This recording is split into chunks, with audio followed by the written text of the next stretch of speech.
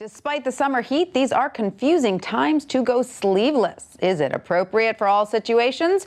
What if you feel self-conscious about your arms? Here with the scoop on sleevelessness is WSJ fashion columnist Christina Binkley. Hi, Christina. Thanks so much for joining us.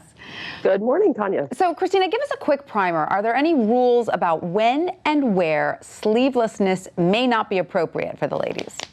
I'm not sure you could find two people to agree on this one. It's interesting. There used to be rules. You've probably heard that back in the old days, women newscasters had to have their arms covered. But these days, it really is very much a personal choice. And a lot of people will make up a rule to sort of back them up on it. Right. Now, of course, this doesn't apply to men, right? They pretty much never go sleeveless in polite society outside of sports, it seems. That's true. And not even all sports. Think about golf courses. Most men have to wear sleeves on a golf course. Absolutely, and collared shorts. So who are the icons we women have to thank for the near universal acceptance of sleevelessness now?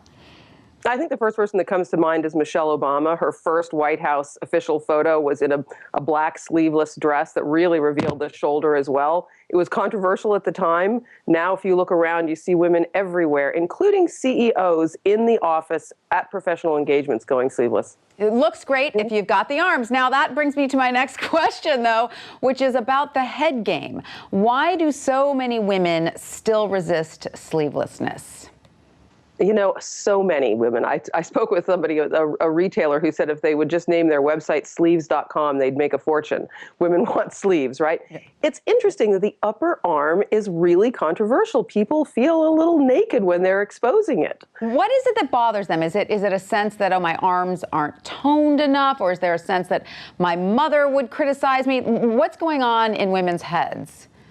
Well, you know, there's a lot of criticism out there. As a matter of fact, Meg Ryan went out on at the Tony Awards this year, wore a sleeveless dress, and the social media criticism of the way her arms looked was pretty harsh. I think that's a great example of how women feel very judged about how their arms look. They want them to be toned. People, by the way, have always excused Michelle Obama's choice that for that first photo as saying she could wear sleeveless because her arms were toned. Right. We don't talk about that with other parts of the body in quite the same way. And there are now, though, you point out in your piece, plenty of women coming out and embracing freeing arms of all sizes, correct?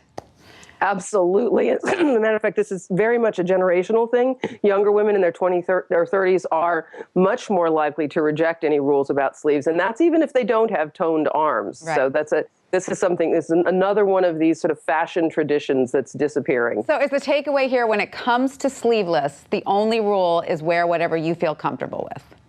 And that's really important, right? You don't want to wear something that you're going to be uncomfortable in or self-conscious all day long. So it really is a very personal decision. Unless you're visiting the Vatican, correct, Christina?